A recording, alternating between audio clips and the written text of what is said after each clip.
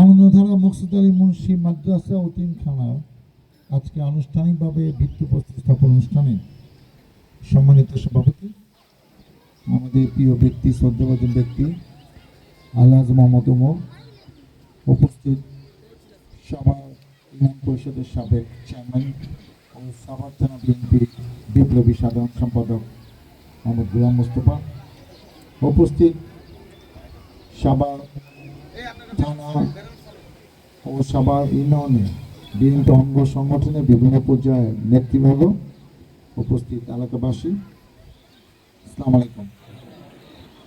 আমার কাছে একটা ব্যাপার খুবই ভালো লাগছে যে এরকম একটি সামাজিক অনুষ্ঠান, একটি মাদ্রাসা ভিত্তিপ্রস্থাপন অনুষ্ঠানে এই লাল থেকে উল্লেখযোগ্য সহ মুরব্বী নামাজ পড়ে সবাই এখানে আসছেন, যেখানে ডাক্তার সালাউদ্দিন তার নেতৃত্বে এসে কী কথা বলেন এবং আরও কি দেশ সম্বন্ধে, সবার সম্বন্ধে, এলাকা সম্বন্ধে আরও কি কথা তার কাছ থেকে জানতে পারবো। আমরা অনেক অনুষ্ঠানে যাই, এত মুরব্বী, এত বয়স্ক লোক আমি সচরাচর দেখি না। এটা আমার কাছে খুব ভালো লাগলো, আমি অবাক হলাম, আমি উৎসাহিত হলাম। এবং আপনারা আরও কোনো অনুষ্ঠানে ডাকলো লোক কয়জন হবে সেটা ইম্পর্টেন্ট না। আমি মনে করবো যে এলাকার মানুষ অনেক আন্তরিক আমাদের ব্যাপারে, এলাকা উন্নয়নের ব্যাপারে, ওইটা আমার মাথায় থাকবে। আপনি ডাকলে পরীক্ষা করে দেখেন যে আমাকে ডাকলে আপনারা পান কিনা, ইনশাআল্লাহ পাবেন। দেখুন, আজকে 3 বছর আগে এই মাদ্রাসাটা হয়েছে, আমি কিন্তু ওয়াজ মাহফিল আসছিলাম, এখানে অনেক কথা বলে গেছি, তখন আপনারা ছিলেন, অনেকে এখানে উপস্থিত আছেন।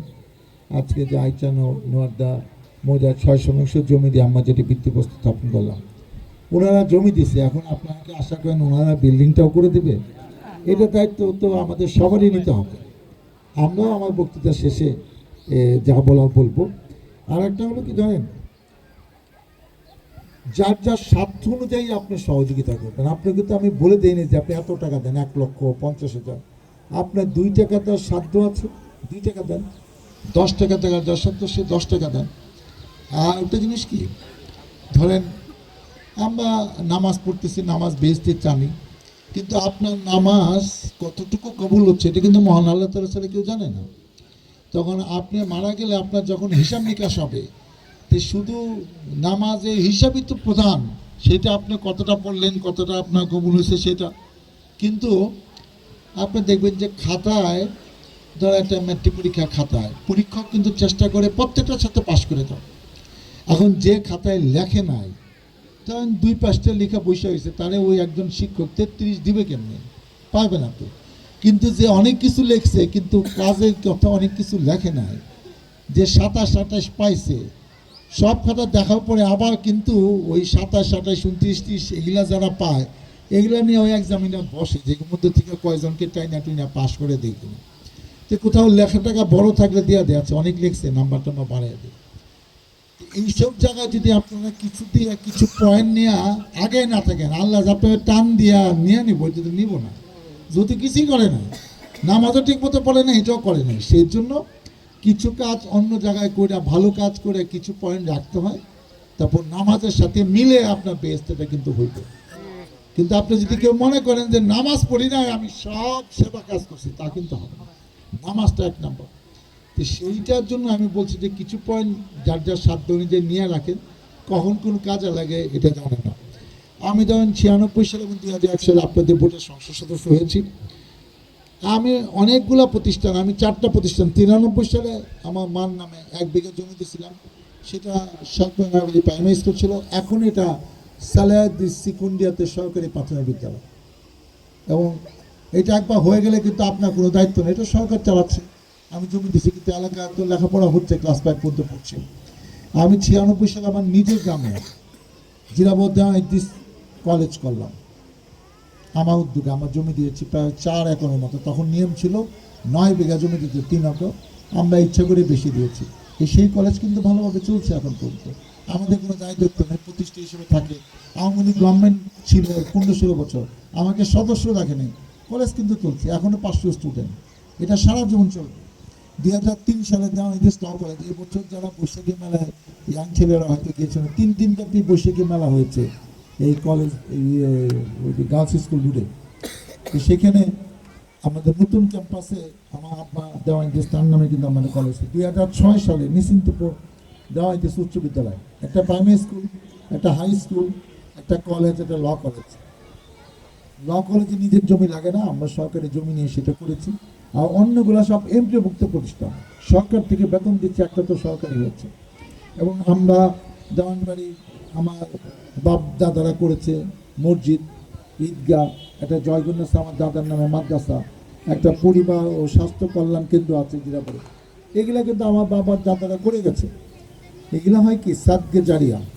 আপনার সন্তান আপনার জন্য, আপনি নিজে কামাই এক নাম্বার, তারপর সন্তান যদি আপনার জন্য আপনি মারা গেলে দোয়া করে, সেটা আল্লাহ কবুল করে। এরপরে যেটা কবুল হয় সেটা হলো যে সাদকে জারিয়া, যে প্রতিষ্ঠানে আপনি অনুদান দিয়েছেন, আপনার সহযোগিতা করেছেন, প্রতিষ্ঠা করেছেন, আপনার তত্ত্বাবধানে আপনার নেতৃত্বে হয়েছে, ওইটাও কিন্তু যতদিন ওই প্রতিষ্ঠান থাকবে ততদিন কিন্তু দোয়া কবুল হতে থাকে আপনার অনুকূলে। এটাকে সাদকে জারিয়া বলে। হুজুর আরো সুন্দর করে হয়তো বলতে পারতাম, আমি সুন্দর করে বলতে পারলাম না। সেজন্য এই কাজগুলোর সাথে কম বেশি যার যার স্বার্থ নিয়ে জড়িত থাকলে আপনারই কল্যাণ হবে। এই কথাগুলো এই কারণে বললাম যে আপনারা কম বেশি সাধ্য অনুযায়ী জড়িত থাকেন। এই একটা আপনাদের প্রতিষ্ঠান, আমাদের সন্তানরা তো পড়বে না, আপনাদের সন্তানরা পড়বে। এবং কেন মাদ্রাসায় পড়া উচিত? ধরেন আমরা আদর্শ নীতিটা শিখি বাপ মার কাছ থেকে, সেক্ষেত্রে দ্বিতীয় ভাবে শিখি যদি আমরা সাধারণ শিক্ষায় পড়ি, কেউ ডাক্তার হয়, ইঞ্জিনিয়ার হয়, কিংবা স্কুল কলেজে পড়ে অনার্স মাস্টার্স, তখন তার বিবেকটা থাকে, ওইটাও কিন্তু একটা নৈতিক চরিত্র থাকে যে আমি অন্যায় করবো না, ভালো কাজ থাকবে। কিংবা ওই লাইনে না গিয়ে কেউ যদি মাদ্রাসার লাইনে থাকে, তাদের চরিত্র কিন্তু আরও স্ট্রং। আমরা এত বড় হয়ে গেছি, আমরা যদি আল্লাহকে ভয় না পাই, বিশ্বাস না পাই, তাহলে আমি যে কোনো আমার মতো লোকের পক্ষে করা সম্ভব। কিন্তু আমি যখন ভয় পাবো, আমার যখন আদর্শ নীতি থাকবে যে আমি যা করছি আর কেউ না যাও, আল্লাহ কিন্তু জানে, অতএব আমার বেহেশত দুটো হুজুব কিন্তু আল্লাহ করতেছে, অতএব আমি তো মারা যাওয়ার পর আমি বিশ্বাস করি আমার হয় বেহেশতে যাবে না দুজুকে যাবে। তাই আমি বেহেশতে গিয়ে যদি শান্তিতে থাকতে চাই, তো এমন কিছু করতে হবে যাতে আল্লাহ মনে করে যে না এই লোকটাকে আমি বেহেশতে নেব। আল্লাহ কিন্তু সব দেখতেছে, আল্লাহকে ভয় পেলেই সেটা হবে। এই ভয়টা আসবে আপনার মাদ্রাসায় যদি পড়ান, তার আদর্শ নীতি থেকে। অনেক কিছু আছে কেউ আপনারা জানবেন না, কিন্তু আমি অন্যায় করতেছি, আল্লাহ কিন্তু জানে সে অন্যায় করতেছে। এই আদর্শ নীতি, নৈতিকতা মাদ্রাসার ছেলেদের অনেক ভালো থাকে। অতএব এটাকে একটা ভালো প্রতিষ্ঠান হিসেবে আপনারা নেন। যারা এখানে পড়াতে চান পড়ান, অন্য জায়গায় পড়ালেও আপনারা পড়ান, সমস্যা নাই। যার যার সাধ্য অনুযায়ী, নীতি অনুযায়ী, বাবা মা যেটা চায় সেটাই তো হবে। যে আমরা চাই যে আমাদের সন্তানরা ভালো হোক। এই যে মাদক, সন্ত্রাসী, জমি দখল, চাঁদাবাজ বিগত সময় হয়েছে, এখনও যে বন্ধ হয়ে গেছে তা কিন্তু আমি বলছি না, কিন্তু আমরা কিন্তু জানি। এবং আমি একটা কথা বলি, এলাকায় যদি অঘটন ঘটে, বাজে কর্মকাণ্ড হয়, আপনাদের আগে প্রতিবাদ করতে হবে। আপনারা এমনভাবে সংগঠিত হন যে কোনো অন্যায় আমরা বরদাস্ত করব না। আজকে 1500 ছাত্র মারা গেল, যারা ডাক্তার হইতে পারতো, ইঞ্জিনিয়ার হইতে পারতো, যারা জজ হইতে পারতো, ডিসি হইতে পারতো, আমাদের মতো রাজনীতিবিদ হইতে পারতো, তাদের হইতে দেওয়া হয় নাই। তাদের জীবন কি বৃথা চলে গেছে? 15,000 পঙ্গু হয়ে গেছে, চোখ নাই, হাত নাই, পা নাই, এখনো অসুস্থ। তারা জীবন দিল কেন? তে ওরা অন্যায় করছে দেখে তো জনগণকে মূল্য দেয় নাই, জনগণের ভোট লাগে নাই। সিল দিয়া বাক্স ভরে বলেছে আমি প্রধানমন্ত্রী, আমি এমপি, আমি উপজেলা চেয়ারম্যান, আমি চেয়ারম্যান। জনগণ তাকায় তাকায় দেখছে। আমরা আন্দোলন সংগ্রাম করে যেটা করতে পারি নাই, 3-4টা নির্বাচনে অংশগ্রহণ করে গায়ের জোরে তারা নিয়ে নিছে, 5% লোক ভোট দেয় নাই, তাদেরকে নামাইতে পারি নাই। আপনি কি মনে করেন শুধু আমরা? আল্লাহ নামাইছে, আপনাকে বলি, আল্লাহ তাকে তাই না নামাইছে। শেখ হাসিনা তো এত ক্ষমতা অনেক পারছো, আর আমি পারতেছি না, অনেকদিন দেখছি তো। আল্লাহ ধৈর্য করছে, যা দেশ থেকে জায়গা, মানুষকে শান্তিতে থাকতে দে। এখন যে কারণে তারা চলে গেল, সেই অপকর্ম যদি এখনো হয়, তাহলে অর্থটা কি? সরকার পরিবর্তনের লাভ হলো কি? আমি ত্যাগহীন ভাষায় বলতে চাই, যারা এখন পর্যন্ত এই অপকর্মের সাথে আছো, তুমি যদি মনে করো তুমি কি করো এলাকাবাসী জানে না, এলাকাবাসী আমার কাছে বিচার দিবে না, তোমরা ভুল পথে আছো। এখনো ঠিক হয়ে যাও। সামনে আমাদের নির্বাচন আছে, ভোটের মাধ্যমে জনগণের ভোট নিয়েই আমাদের জনপ্রতিনিধি হইতে হবে। মুস্তফাকে চেয়ারম্যান হতে হবে, আমাকে এমপি হতে হবে জনগণের ভোটে। সিল সাপোর্ট দিয়ে আমরা চেয়ারম্যান এমপি হতে চাই না।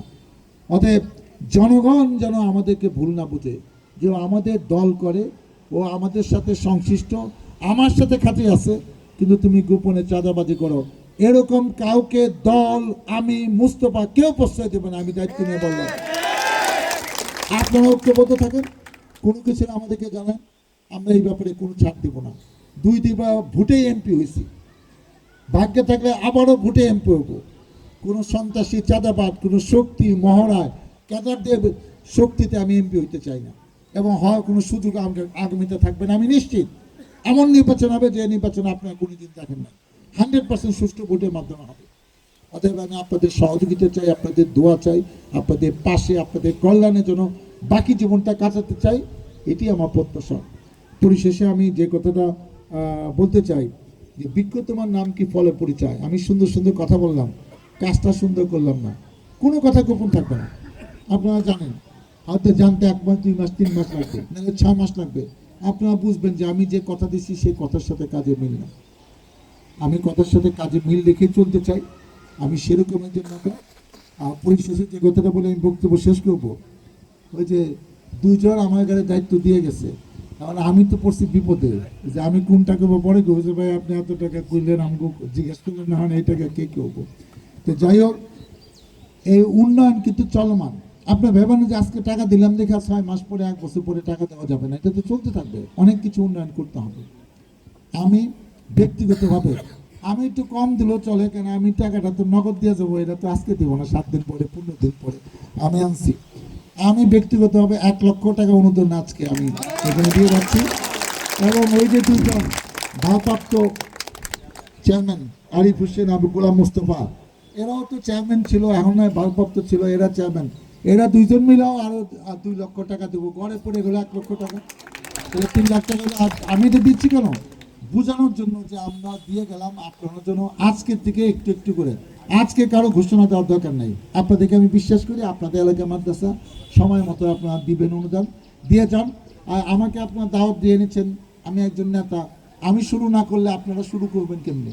তো সেই কারণে নগদ দেওয়ার বরকত আছে, নগদ কম দিলে মনে করে যে না, উনি তো নগদ দিয়ে গেছে, অসুবিধা কি, পরে আমাকে কই পাইবেন না পেন, এই জন্য দোষে না হয়। সভাপতি সেক্রেটারির সামনে চলে আসছে, আমি স্যারের হাতে দিতে চাই, কারণ মানে এরকম একটা মহৎ